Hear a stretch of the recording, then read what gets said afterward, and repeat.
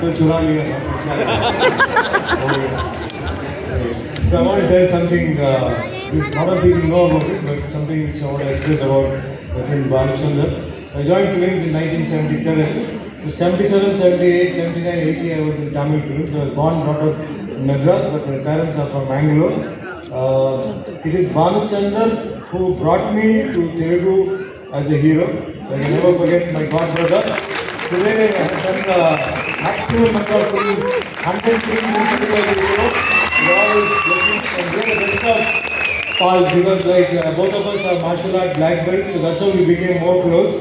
And we used to do all the fights, really no dupes and all that. All old films people know about, but I'm just trying to tell you. So I want to thank because God sends some people, without our knowledge to take us to some place. There is one angel who came and took me to the Telugu field because I never expected. Actually, I could not speak Telugu. I didn't know a word of Telugu. I learned Telugu and all that with God's grace and with everybody's blessing. So Banu is one good friend. 47 years still going on. We all are together. In the field, I can see another 3 years more we will make a golden jubilee. So hope to I will do it and all do it together once again. Okay, thank you very much. Thank you. Is the real deserving angel.